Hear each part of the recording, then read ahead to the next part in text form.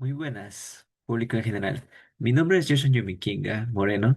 Soy estudiante de la ingeniería en software y el día de hoy vamos a hacer una presentación, un webinar acerca de la utilidad del método científico, un pilar del conocimiento. Así que sin más voy a compartir pantalla para que puedan apreciar y listo. Bien, básicamente vamos a dar una breve introducción acerca de lo que es el método científico. Eso sin antes de realizarles una pregunta. ¿Alguna vez han escuchado que alguien diga, por ejemplo, este remedio casero me funciona porque a mi vecino le curó? O algo más informal, vi un video en TikTok y es por eso que este remedio funciona. Así debe ser cierto, ¿vale? Entonces, la realidad es que diariamente nosotros recibimos miles de afirmaciones, pero ¿cómo sabemos que realmente es verdad? Es precisamente por esto que vamos a hablar acerca del método científico. Hoy vamos a descubrir por qué es considerado la herramienta más importante para generar conocimiento confiable y cómo está presente en prácticamente todo lo que usamos. Así que bien, sin más, vamos a comenzar con la definición del método científico. Comencemos con algo simple. El método científico no es más que un procedimiento sistemático, crítico y basado en evidencia que permite generar conocimientos confiables sobre fenómenos naturales, sociales y tecnológicos. No consiste en simplemente realizar experimentos. Es un proceso organizado que inicia con una observación y termina cuando los resultados pueden ser comunicados hacia otras personas o investigadores. Y de igual manera se puede estos resultados replicar para otras personas. Aquí tenemos varias etapas. Entre esas tenemos la buena observación y pregunta, pero vamos a mencionar algunas adicionales. Tenemos observar, formular las preguntas, también plantear la hipótesis, experimentar, analizar estos resultados, sacar las conclusiones del mismo y, como se mencionó anteriormente, comunicar esos hallazgos a la comunidad. Es importante entender que cada etapa depende de la anterior, entonces todo este proceso es secuencial. Ahora bien, continuando con esto, tenemos unas diferencias clave que hay entre la ciencia y el conocimiento común. Muchas veces nosotros creemos algo que únicamente alguien, por así decirlo, nos dijo. Eso es un conocimiento común. La ciencia funciona diferente. A la ciencia no le importa quién haga esta información. Lo importante es que pueda demostrarla con evidencia. Vamos a poner un ejemplo. Si una persona dice, por ejemplo, la Coca-Cola mejora nuestra memoria. Bueno, eso es aparte. Ahora, ¿qué hace la ciencia? La ciencia se va a preguntar, ¿dónde están los datos? ¿Cuántas personas participaron para afirmar esto? ¿O se puede repetir este experimento? Es precisamente esta búsqueda de evidencia lo que hace que confiemos en los medicamentos, aviones o sistemas incluso de inteligencia artificial. Más adelante se va a explicar acerca de algunos ejemplos de ciencia que han sido aplicadas alrededor de este tiempo. Ahora bien, continuando también tenemos algunos puntos que se puede apreciar aquí, como que no depende de las intuiciones, busca pruebas concretas, no suposiciones, no se basa en autoridad, la validez reside de la evidencia, no en quien la enuncia. También tenemos datos cuantificables y y objetivos son fundamentales. Y también tenemos la búsqueda de eliminar los sesgos humanos, que es un proceso estructurado para minimizar las subjetividades. Ahora bien, continuando con esto, tenemos los cimientos del saber. Origen e historia del método científico. Aquí vamos a hablar un poco más de historia. Primero que nada, pues bueno, el método científico no apareció de un día para el otro, así como tanto las matemáticas, lenguaje, todas las áreas de conocimiento tienen un serio proceso de historia.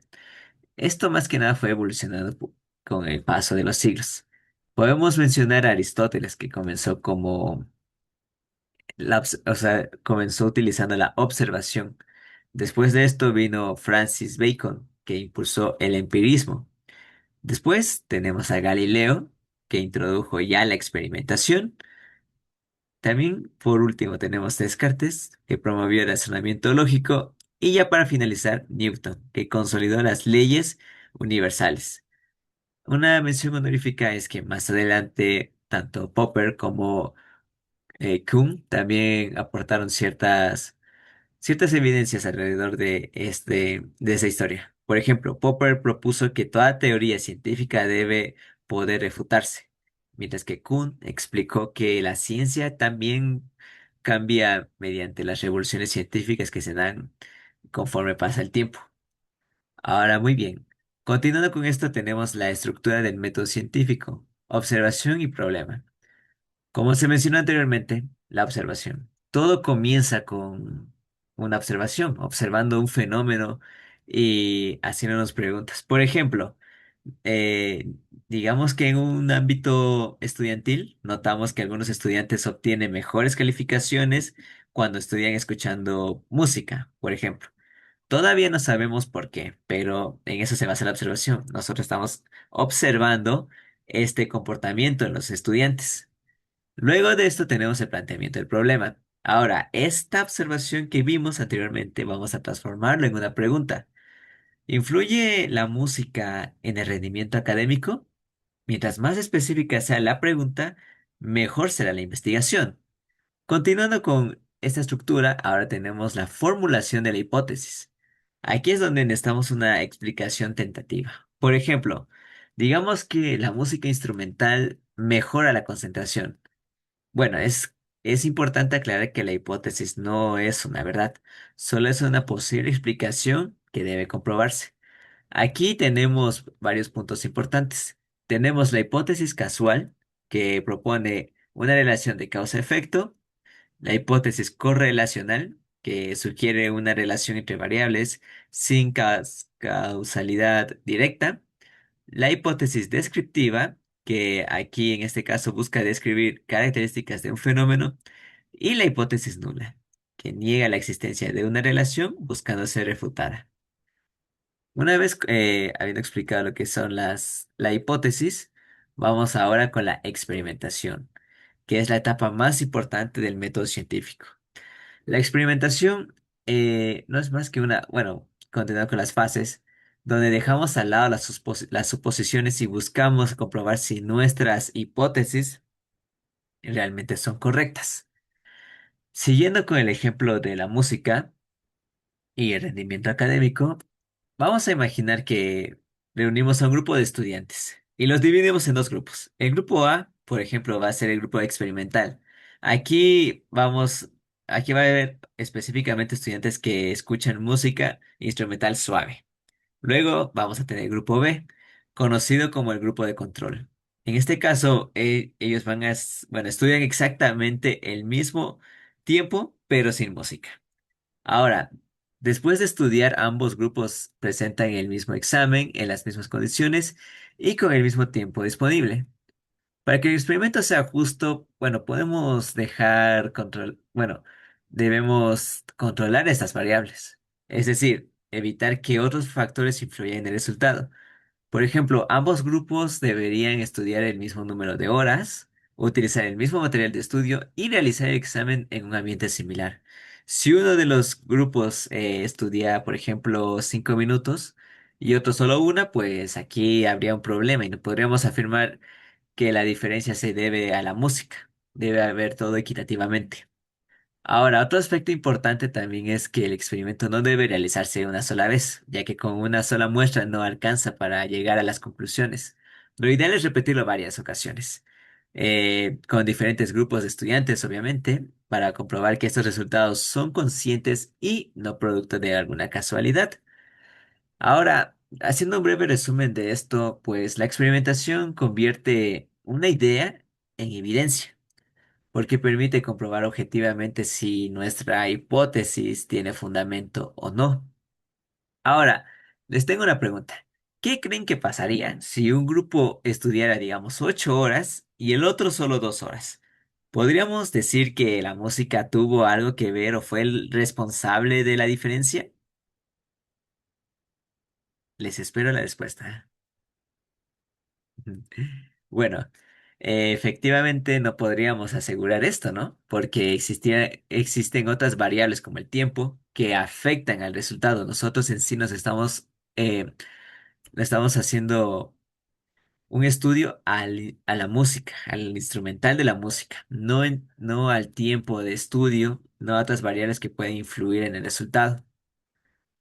Ahora, después de realizar este análisis, bueno, sí, el análisis, vamos a aquí a analizar los resultados que obtuvimos. Aquí ya no basta con observar quién obtuvo las mejores calificaciones. Lo que debemos hacer aquí es interpretar los datos que obtuvimos anteriormente para determinar si la diferencia encontrada realmente tiene algún significado. Por ejemplo, vamos a imaginar que el grupo que estudió con música obtuvo un promedio de 85 sobre 100. Entonces, mientras que el otro grupo tuvo una calificación de 74 sobre 100, por decir un ejemplo. Pues a simple vista se puede pensar que la música mejoró el rendimiento. Pero la ciencia, como se dijo anteriormente, no se basa solo en impresiones. Debemos hacernos las siguientes preguntas. ¿La diferencia es suficientemente grande? ¿Podría haber ocurrido solo por casualidad? ¿O quizás existieron otros factores que influyeron en los resultados? Para responder todas estas preguntas se utilizan, bueno, las herramientas estadísticas, tal y como se puede ver aquí, que hay un diagrama de barras. Estas, bueno, herramientas estadísticas, eh, como, bueno, las pruebas que hemos realizado, las hipótesis, los análisis de medias o pruebas de significancia, permiten determinar si los resultados tienen una evidencia suficiente como para aceptar o rechazar la hipótesis anteriormente mencionada.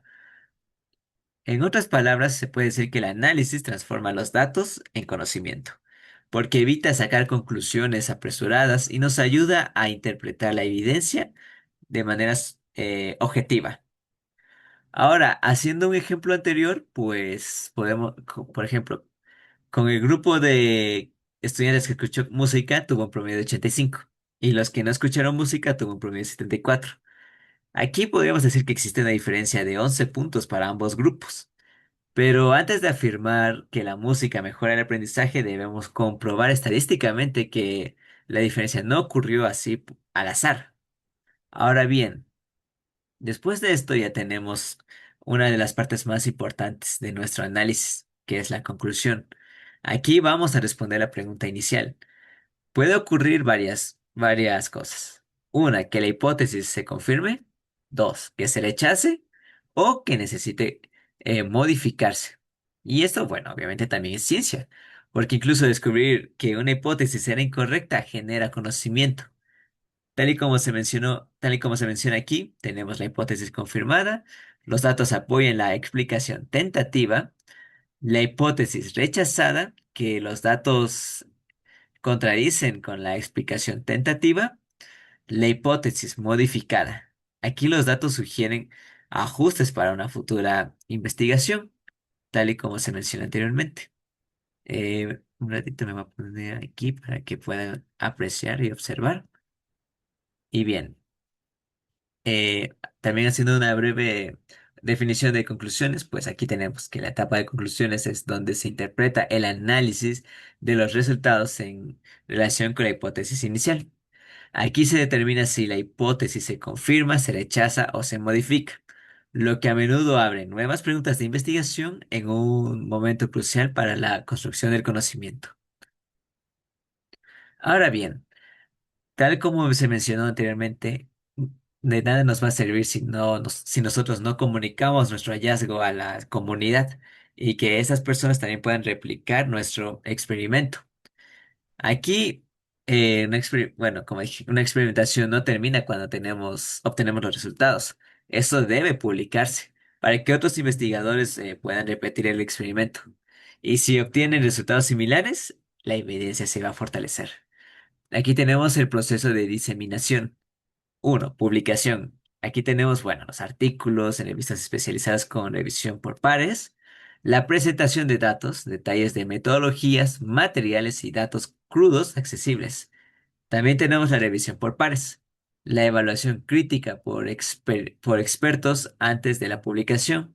Aquí tenemos un breve ejemplo que está parte de la música instrumental. Un equipo de investigación en Japón replica experimentos sobre música y rendimiento, obteniendo resultados similares. Esto aumenta significativamente la validez del fenómeno cercanos a un conocimiento más universal. Aquí se muestra la importancia de la comunicación y la explicación para que otros estudios puedan reforzar nuestra investigación y así sustentar la evidencia. Ahora bien, tenemos aquí garantizando un conocimiento confiable.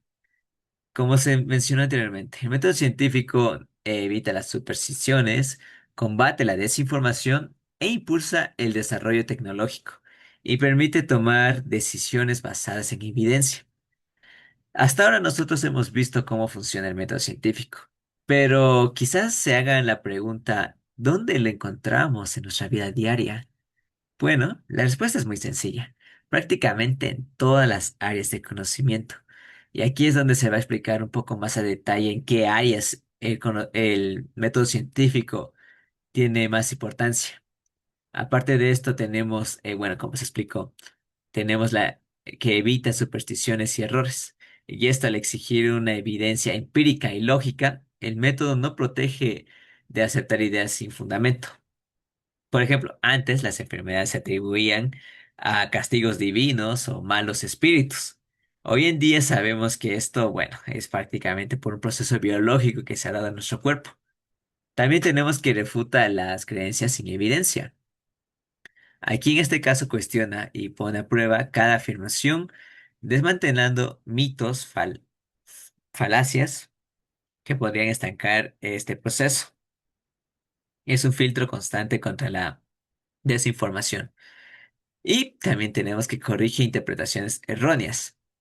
Nos enseña a revisar constantemente nuestras hipótesis y conclusiones ante nueva evidencia, promoviendo una visión dinámica y constante mejora de la realidad. Ahora bien, aquí tenemos ya las diferentes áreas donde se aplica este método científico.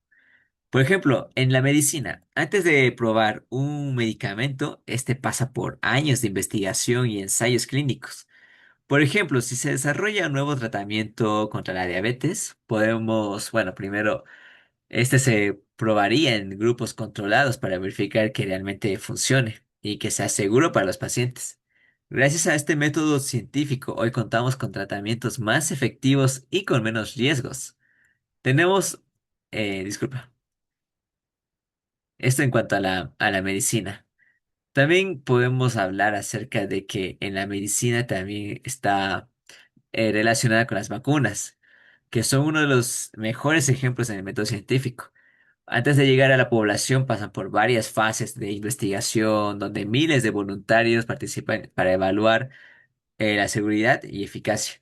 Un claro ejemplo cuando pasó esta pandemia de COVID en 2020 hubo cuatro fases de vacunas para el tratamiento y conforme una vacuna funcionaba, se la aplicaba a una cierta cantidad bueno, a una cierta población y después de esto, al ver que era eficiente, pues mejoraban esta vacuna para que de esta manera se pueda combatir este virus que ocasionó la pandemia del 2020. Podemos hablar también de la inteligencia artificial. Esta inteligencia artificial incluso utiliza este método científico. Cuando un investigador desarrolla, digamos, un algoritmo para detectar fraudes bancarios o diagnosticar enfermedades, primero se plantea una hipótesis. Después, entrena al modelo con datos, realiza pruebas, analiza la precisión y ajusta el algoritmo para obtener los resultados más confiables. Cada mejora se basa con evidencia y experimentación. Ahora, tal y como se estaba presentando aquí, también tenemos con la ingeniería. Antes de construir un puente o un edificio, en el caso de un ingeniero civil, los ingenieros realizan pruebas en los materiales, analizan cuánto peso soportan, cómo reaccionarían ante situaciones de terremotos o algún cambio de temperatura y qué diseño ofrece mejor la seguridad. Gracias a estas pruebas podemos utilizar, bueno, nosotros no. Los ingenieros pueden utilizar infraestructuras más confiables. Y de igual manera tenemos con el cambio climático, ya hablando de la ingeniería geoespacial. Los científicos aquí recopilan información durante décadas sobre temperatura, la lluvia, emisiones de gases y los niveles de mar. Con estos datos se pueden construir modelos que ya pueden predecir cómo cambiará el clima en un futuro. Y esto ayuda a diseñar políticas para reducir los efectos del calentamiento global. También podemos hablar acerca de la educación. Aquí los investigadores analizan qué métodos de enseñanza producen mejores resultados. Por ejemplo, pueden comprobar a dos grupos de estudiantes. Uno aprende mediante clases tradicionales y otro mediante plataformas digitales. Luego aquí se va a analizar qué grupo obtuvo mejores resultados para ver qué estrategia educativa se puede aplicar para mejorarla. Y de igual manera tenemos, bueno, se puede hablar también de la economía. Por ejemplo, cuando se quiere analizar qué ocurre cuando un gobierno reduce impuestos o aumenta el salario mínimo, tenemos en el ámbito de la educación y la psicología, porque la psicología moderna no solo se basa únicamente en las opiniones. Los psicólogos realizan experimentos para evaluar la eficacia de distintos tratamientos. Por ejemplo, comparar dos grupos de pacientes con ansiedad.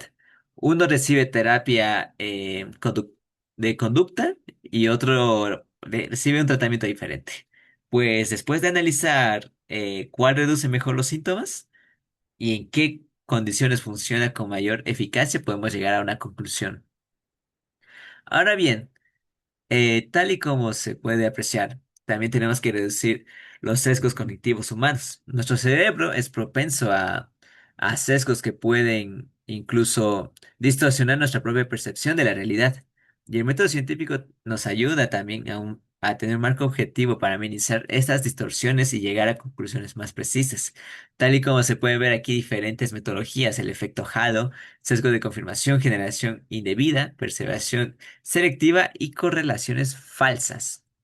Ahora bien, también tenemos una cierta limitación y una cierta capacidad de nuestro método científico. Aquí es importante aclarar que, bueno, el método científico no siempre responde a las preguntas planteadas. No puede resolver cuestiones, digamos, filosóficas o religiosas, algo que está fuera de nuestro alcance. También el método científico cambia, cambia conforme haya nueva evidencia. Por eso es que nosotros hablamos de teorías científicas y no de verdades absolutas. La ciencia siempre está abierta a mejorar, tal y como se puede ver aquí, la meteorología. Los modelos complejos predicen el clima con creciente precisión, salvando vidas y optimizando actividades económicas. Con la epidemiología, modelos epidemiológicos ayudan a prever y controlar la propagación de enfermedades y pandemias, guiando políticas a salud pública.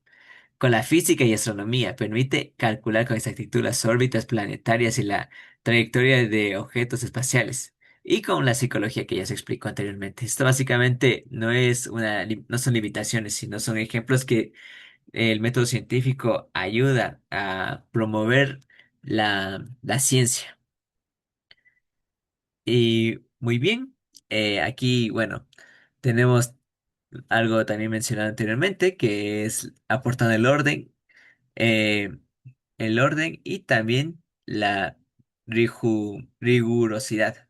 Aquí el método científico no solo genera conocimiento, sino que también establece un marco estandarizado para su creación y validación, verificando la coherencia de la replicabilidad en la investigación, tal como se mencionó anteriormente, que una vez que nosotros hacemos una investigación científica se tiene que poder replicar.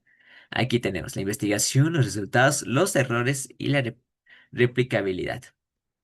Ahora, aquí también tenemos la utilidad del método científico en distintas áreas. Bueno, esto ya se explicó anteriormente. Tenemos tanto medicina, ingeniería, tecnología, psicología y ciencias sociales, medio ambiente y economía. Y aquí también se habla justo de la limitación del método científico.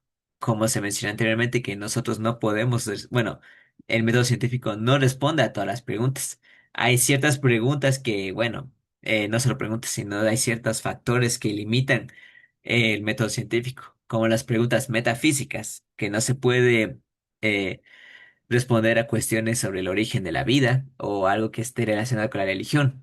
También tenemos la dependencia tecnológica, que el conocimiento está limitado siempre por la tecnología que nosotros dispongamos. No podemos ver átomos hasta el desarrollo de los microscopios. Otra limitación que no garantiza las verdades absolutas, como la ciencia evoluciona, las teorías de Newton fueron superadas por Einstein y la mecánica cuántica sigue expandiéndose en nuestra comprensión. Es un proceso continuo. Y también tenemos obviamente el error humano siempre va a estar, la mala interpretación, los sesgos inconscientes e incluso la falsificación de datos con ciertos datos. Estos son ya riesgos que deben ser mitigados para evitar algún tipo de problema al momento de procesar la información. Y ya con esto podemos dar ya un breve cierre y conclusión acerca de todo lo que vimos en el método científico. Hoy aprendimos que, bueno, el método científico no es simplemente una serie de pasos, es una forma de pensar.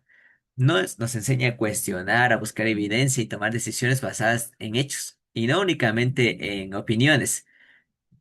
Nosotros vivimos en una época donde la información circula a gran velocidad. Por eso, desarrollar un pensamiento crítico es más importante que nunca en nuestro tiempo. Por eso es que yo les invito a partir de hoy, cuando escuchen una afirmación sobre algo, antes de creerla, plantéense en estas tres preguntas. ¿Cuál es la evidencia? ¿Cómo se obtuvo? ¿Puede comprobarse? Con estas tres preguntas ya están aplicando el método científico. Eso ha sido todo por hoy. Mi nombre es Gerson Yomikinga Moreno.